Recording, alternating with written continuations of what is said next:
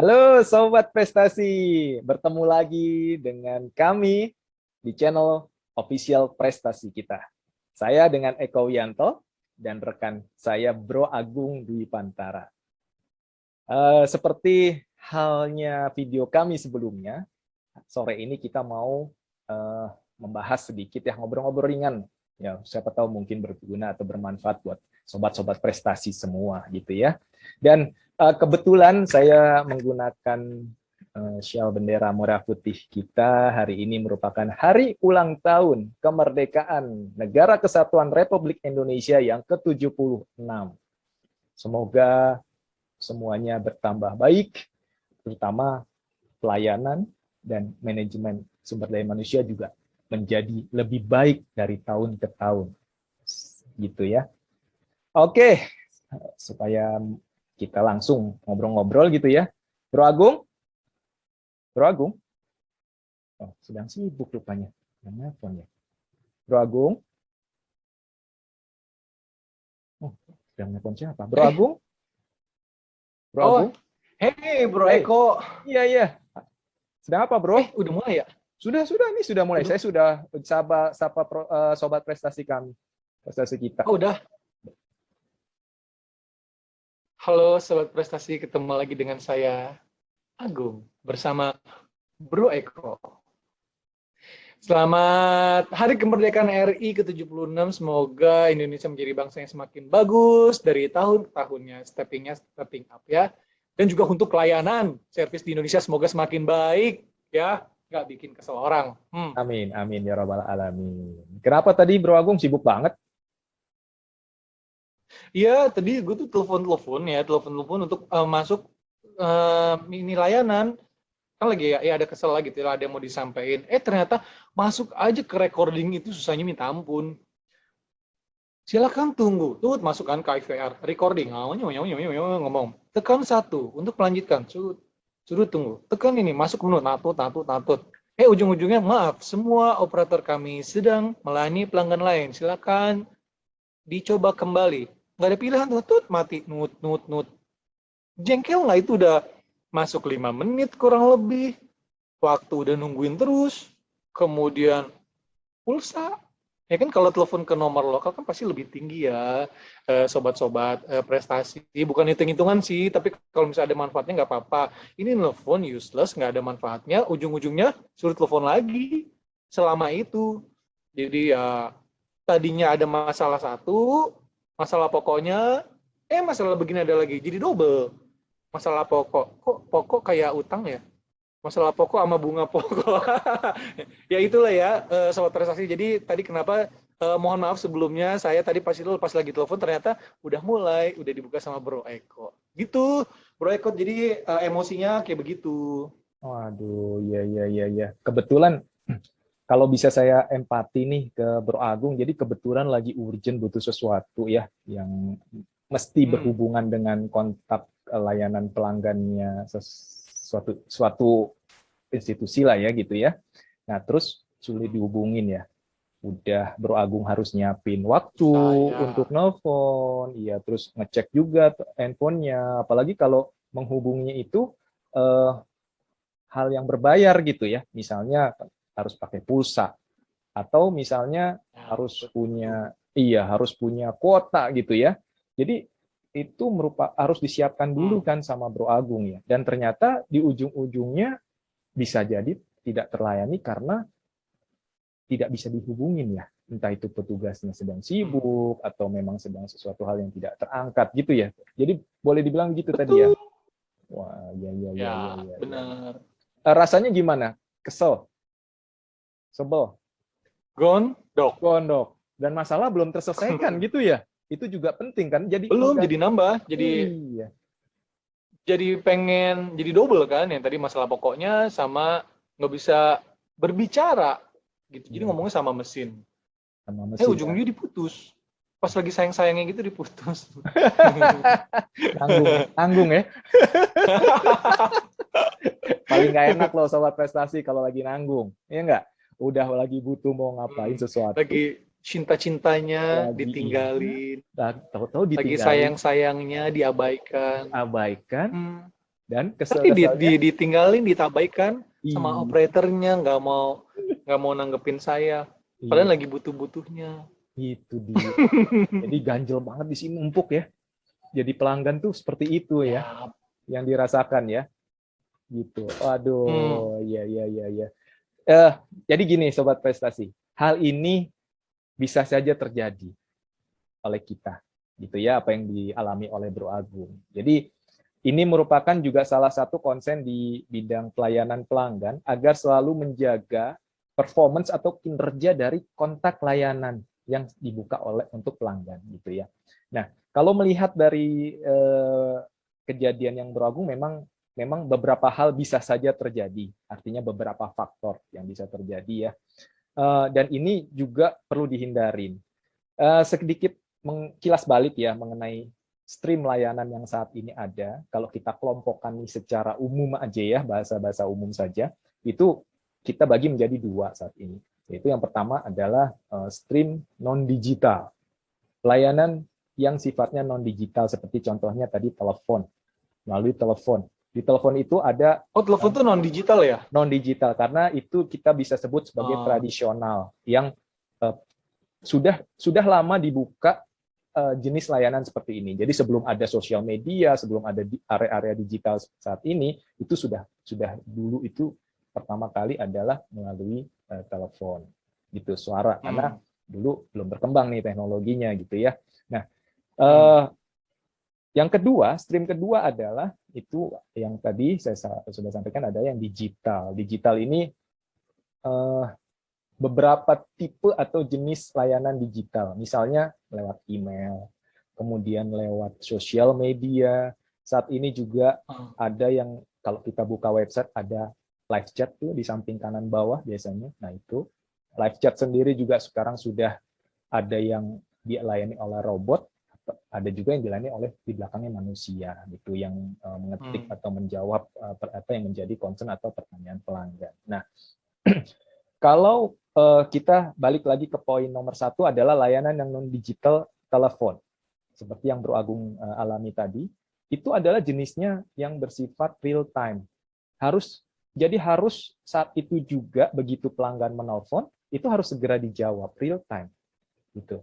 Nah, semua layanan digital dan non digital ini harus dijaga, terutama yang real time. Karena tadi apa? Sudah pelanggan lagi butuh, biasanya pelanggan tuh kalau butuhnya urgent, dia akan menghubunginya pingin cepat selesai. Maka channel real time yang ada dalam pikirannya dan langsung ditekan nomor telepon tujuannya dan dihubungi. Ekspektasinya apa? Sebelum masalahnya diselesaikan, pastinya dijawab dulu kan. Gimana bisa selesai masalah kalau tidak ada yang petugas yang menjawab. Itu ekspektasi nomor satu. Baru setelah terjawab, baru nanti akan disampaikan permasalahannya, dan ekspektasi kedua muncul, permasalahannya bisa selesai. Nah, ini tadi kejadiannya ada di awal saja, itu sudah tidak terlayanin. Artinya ekspektasi satu tidak terjadi. Gitu ya. Nah, ini pasti akan menjadi faktor ketidakpuasan. Kalau kita masuk sedikit ke arah psikologis ya, seseorang itu akan lebih lepas ketika telah menceritakan permasalahannya. Nah, kalau dia sedang ada masalah, ingin dibantu diselesaikan, dan dia aja belum bisa berbicara dengan tujuannya, apa yang kita rasakan? Kesal, dongkol, gondok kalau tadi Bro Agung ya. Belum lagi permasalahannya itu masih nempel di kepala karena belum tersalurkan gitu ya. Nah, itu yang penting. Jadi kalau sobat prestasi di sini membuka pelayanan pelanggan, harus dilihat dan harus dijaga hal seperti ini. Gitu ya. Nah, kalau ngelihat potensi masalahnya, Bro Agung, ini memang bisa macam-macam ya. Bisa ada potensi yang sifatnya adalah memang petugasnya atau humannya tidak siap, gitu ya. Karena bisa aja tidak standby di tempatnya, tempat untuk menerima telepon ya, atau dia ada tapi tidak dalam posisi siap menerima telepon. Jadi dari sisi petugasnya juga nggak siap, SDM-nya nggak siap untuk menjawab panggilan telepon. Yang kedua, Atau memang orangnya cuma dikit? nah ini poin nomor dua. jumlah petugasnya jumlah petugasnya itu nggak sepadan dengan beban kerja atau traffic yang masuk. Nah, ini juga penting gitu loh, karena kita harus menghitung juga atau mengantisipasi berapa banyak telepon yang masuk, beban kerjanya berapa, petugasnya berapa. Nah, ini sudah faktor manajemen. Jadi bukan faktor petugasnya lagi, faktor human tetap, tapi human yang di level manajemen. Jadi bagaimana dia bisa mengatur, dia bisa menghitung, dia bisa mengantisipasi hal ini gitu ya, itu ada di faktor manajemen gitu ya. Misalnya supervisor ke atas lah gitu ya, yang punya otoritas atau bisa mengontrol hal ini gitu. Nah, faktor yang ketiga adalah sistemnya. Mungkin petugasnya sudah standby, mungkin petugasnya sudah siap, udah di meja gitu, tapi dia tidak menerima alert bahwa ada telepon masuk. Tapi sistem sebenarnya dari sisi pelanggan itu sudah dalam posisi menerima telepon pelanggan dan siap dialirkan kepada human atau agent. Nah, ini potensinya harus dilihat. Jadi memang ada beberapa. Tapi sekali lagi yang mesti diingat nih, pelanggan tidak mau tahu di mana letak masalahnya. Yang penting adalah pelanggan bisa terhubung dan diselesaikan masalahnya. Nah, itu dia. Jadi kita memang perlu melihat permasalahannya apa, tapi bukan berarti itu menjadi suatu excuse atau menjadi suatu betul. iya untuk membuat bahwa kebetulan lagi rusak, kebetulan petugas kami kurang orang, nggak bisa gitu. Di dalam dunia pelayanan harus antisipasi semuanya itu, Bro Agung, gitu.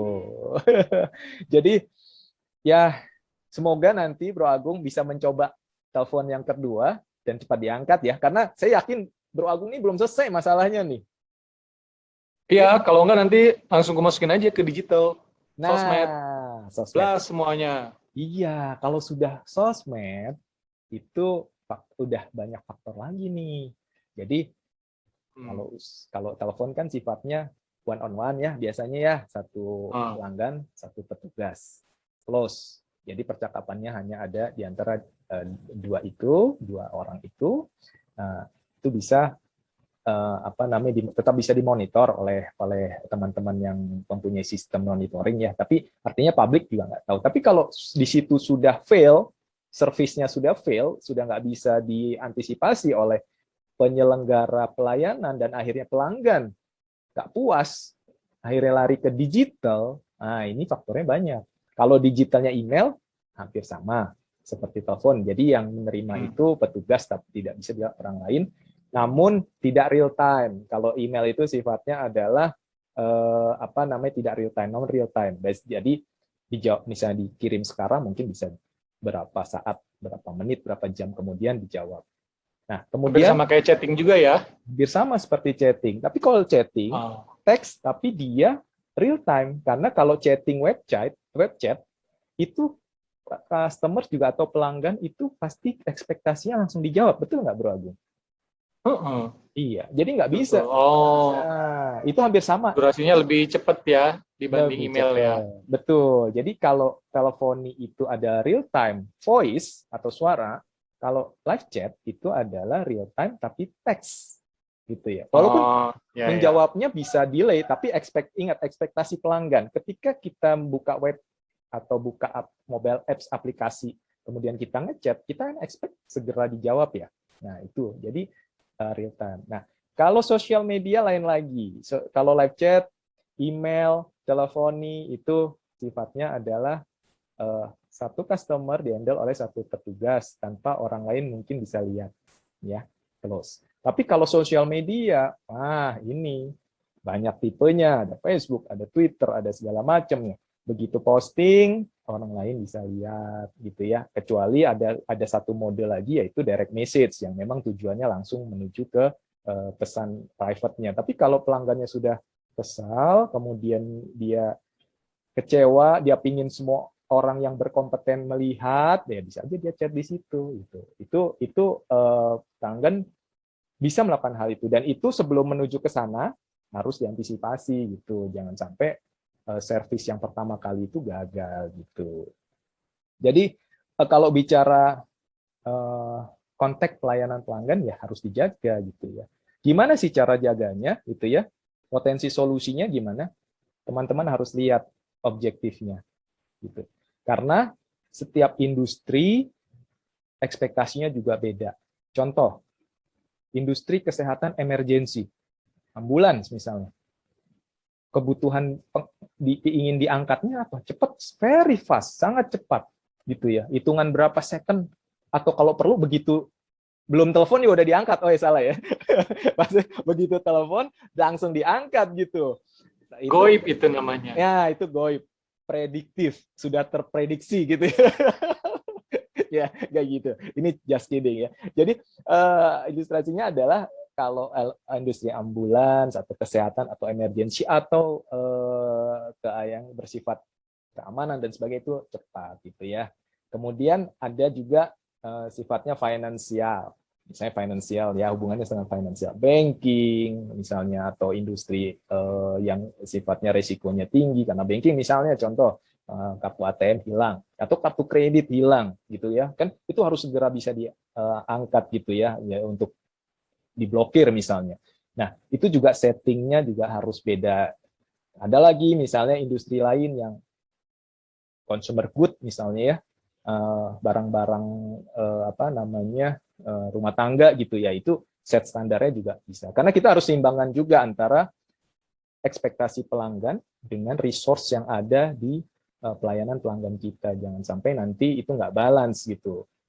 Karena semakin cepat pasti resource yang dibutuhkan juga semakin tinggi kualitasnya, kuantitasnya juga banyak supaya akses telepon yang masuk juga bisa cepat gitu. Gitu Bro Agung. Jadi kita harus melihat dari faktor human-nya. Nanti kalau mau melihat mengevaluasi, kalau faktor human itu kita harus setting. Jadi tadi ada industri ya. Kita sudah pertama adalah besarannya kita lihat industrinya apa. Kalau industrinya itu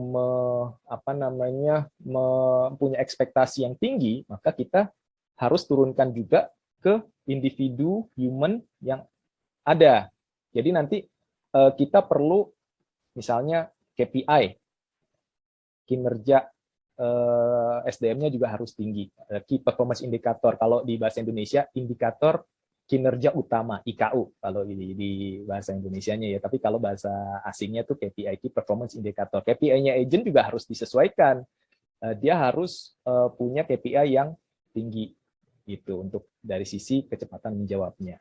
Kemudian soft skill-nya juga, soft skill-nya dijaga, artinya motivasi kerjanya, kemudian disampaikan bahwa pelanggan itu penting buat kita dan perlu segera dilayani, itu harus ditanamkan gitu ya. Terutama untuk orang-orang yang awalnya tidak berada di pelayanan pelanggan, kita harus buka mindset-nya supaya mereka tahu dan paham posisinya. Itu dari sisi human. Kemudian dari sisi sistem juga harus dilihat. Kalau misalnya ekspektasinya tinggi, ya kita harus pakai sistem yang bisa mendukungnya gitu ya, mendukung kecepatannya, mendukung alertnya, alarmnya. Kalau misalnya ternyata ada sesuatu yang, misalnya tadi ya contoh Bro Agung menelpon nggak dijawab. Kalau memang itu ekspektasinya tinggi, industri yang ekspektasinya tinggi harus ada sistem alert yang memberitahu orang lain yang ada di dalam tim pelayanan pelanggan tersebut bahwa ada telepon masuk, sehingga bisa apa? Bisa diambil, bisa diangkat oleh orang lain kalau ada petugas yang tidak menjawabnya. Nah, itu dari sisi sistem. Dari sisi prosedurnya juga begitu. Kalau memang industrinya itu emergency, ya usahakan pernik-pernik di depannya itu jangan sampai banyak. Kan sekarang kita kalau telepon kita terkadang dilayani itu oleh mesin penjawab kan Bro Agung ya. Tadi lewat mesin penjawab nggak Bro Agung? Iya. Iya kan? Mesin. Ada mbak-mbak sih. Mbak-mbak, tapi suaranya mesin. Direkam. Rekaman ya. Ada menu 1, menu 2, menu 3, 4. Ya, betul. Nah, itu namanya IVR, Interactive Voice Record, ya, recording. Jadi menu-menu yang sebenarnya mempermudah pelanggan untuk mencari informasi, mempercepat ya, karena kalau di sana langsung ada informasinya tersedia. Tapi bisa juga menghambat ketika pelanggan itu ingin langsung bicara dengan petugas. Nah, ini harus dipilah-pilah dan dibuat keseimbangan. Artinya kalau memang ini industrinya adalah standar set jawabnya tinggi, ya hal tersebut harus dieliminasi supaya pelanggan langsung bisa masuk ke human atau agent gitu. Terus kebijakannya juga harus dilihat gitu. Bicara kebijakan berarti perusahaan atau penyedia layanan itu membuat kebijakan bahwa atau prosedur, ya kalau ini dibilangnya, ya prosedur and policy-nya itu harus mempermudah gitu kalau memang sangat emergensi sekali. Jadi dikaji lagi prosesnya yang ada di dalam itu, jangan rumit, langsung kalau memang ininya tinggi, ya. Tapi kalau memang kebijakannya adalah yang industrinya tidak terlalu sangat membutuhkan kecepatan jawab yang tinggi, maka bisa dipakai tadi mesin penjawab, informasikan informasi-informasi yang bersifat dasar itu di IVR atau di depan, di mesin gitu ya, sehingga pelanggan juga begitu menelpon dia udah dapat informasi di depan tanpa perlu ke human gitu ya. Dan itu juga bisa menyeimbangkan resource yang ada di internal pelayanan pelanggan itu sendiri. Jadi harus balance intinya. Dan itu harus ada hitungannya gitu. Gitu Bro Agung. Jadi ini yang bisa saya share mengenai case-nya Bro Agung nih. Sebenarnya kalau boleh saya tahu ekspektasi, saya ingin nanya Bro Agung, sebenarnya dari sisi pelanggan nih atau Bro Agung itu ekspektasinya apa sih tadi begitu menelpon tadi Bro Agung? Satu, terjawab cepat. Ya. Kedua, setelah terjawab dapat solusinya. Oke. That's all. Gitu aja. aja. Jadi dua ya sebenarnya ya. Kalau saya lihat dua besaran, yang pertama adalah speed of answer, speed, yang kedua adalah resolution.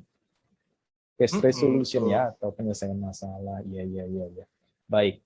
Kalau begitu, mungkin tips saya adalah kalau teman-teman prestasi atau sobat prestasi mempunyai atau sedang menghandle layanan pelanggan, ya, layanan pelanggan dari sisi kontak pelanggan maksud saya ya, itu tips dan trik yang bisa saya sampaikan adalah selalu saya tekankan kontrol dan monitoring.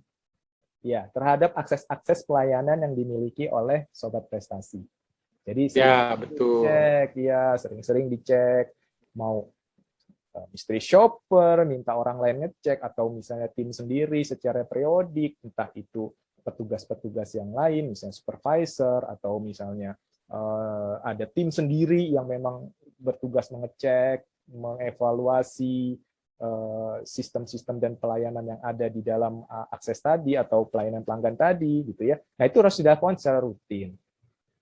Supaya apa? Kalau misalnya ada sesuatu anomali atau sesuatu hal yang tidak sesuai atau hambatan, bisa segera diketahui dan diperbaiki. Gitu ya. Itu tips nomor 1. Tips nomor 2, ya, harus ada ukuran. Diukur kecepatan layanannya. Jadi pada saat kita memilih sistem yang mendukung kinerja kita, minta ada ukuran yang bisa dikeluarkan oleh sistem. Jadi pada saat pelanggan menelpon sampai dengan diangkat itu berapa lama sih?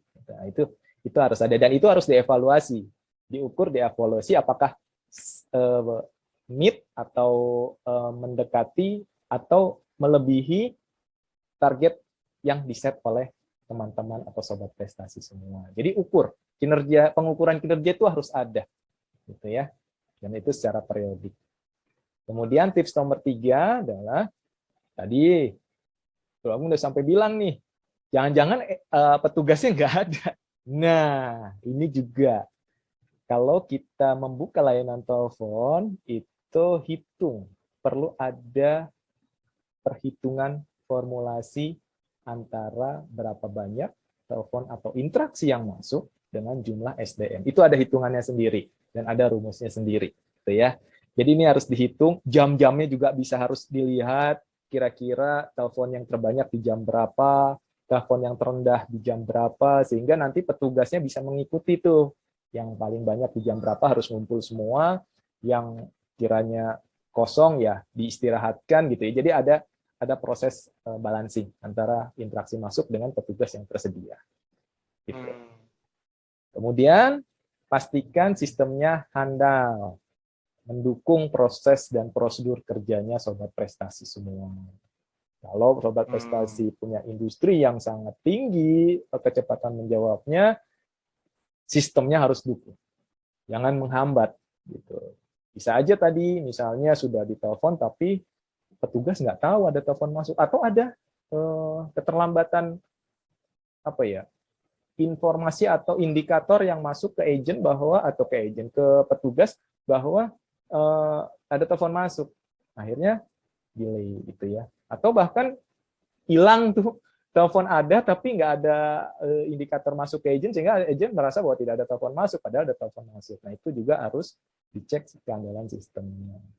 Nah poin nomor 5, bila mengaplikasikan otomatisasi layanan, misalnya tadi ya, kalau di tradisional voice itu ada IVR, interaction voice recording. Jadi itu harus disinergikan juga. Kalau misalnya web chat, sekarang ada chatbot yang menjawab di depan robot dulu, baru nanti masuk ke agent. Itu harus sinergi. Sinergi artinya gimana? Dua-duanya itu harus dikontrol juga dan memang bekerja secara mendukung. Jadi saling mendukung dan saling bisa sinkron.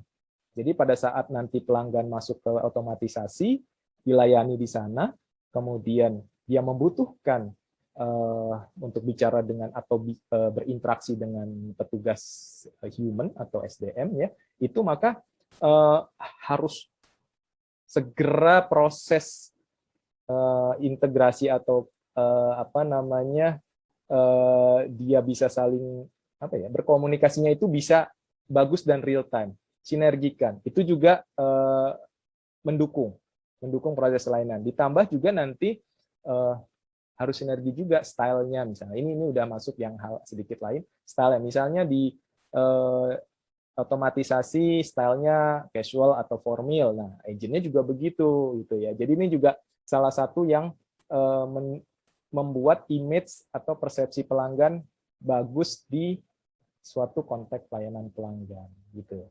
Jadi sinergikan, orkestrasikan gitu.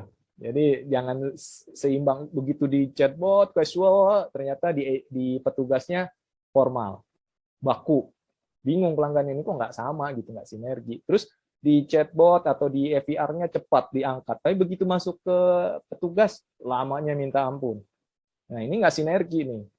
Atau misalnya terbalik dibalik, misalnya ternyata dari sisi otomatisasinya lama banget, nggak jawab-jawab gitu ya. Akhirnya jadi apa namanya, bottleneck atau hambatan untuk menuju ke agent. Itu juga akhirnya performance pelayanan pelanggannya nggak bagus gitu. Nah, begitu yang bisa saya share, Bro Agung. Iya, oke. Nah ya, para pemilik jasa, penyedia jasa, jangan lupa poin-poin tadi silakan diimplement. Kalau enggak akan berpotensi untuk jadi komplain dari para customer-nya. Gitu ya, harap diperhatikan dan juga terus dimonitor. Bro Eko, terima kasih untuk sharingnya. Semoga ini bermanfaat untuk teman-teman prestasi, khususnya mengalami seperti saya tadi, dan juga yang punya bisnis ataupun usaha yang related sama layanan pemberian service kepada customer-nya, harap poin-poin tadi diperhatikan dan juga disesuaikan dengan kondisi dan situasi yang bisnis sedang dialami dan dijalani oleh sobat-sobat prestasi semua. Ya, betul sekali. Saya dengan Agung. Saya dengan Eko Wianto. Tetap smart. Terima dan kasih, semangat. sampai jumpa di bahasan berikutnya. Merdeka. Merdeka. Merdeka. Oke, terima kasih. Pamit mundur. Assalamualaikum warahmatullahi wabarakatuh. Dadah. Waalaikumsalam warahmatullahi wabarakatuh.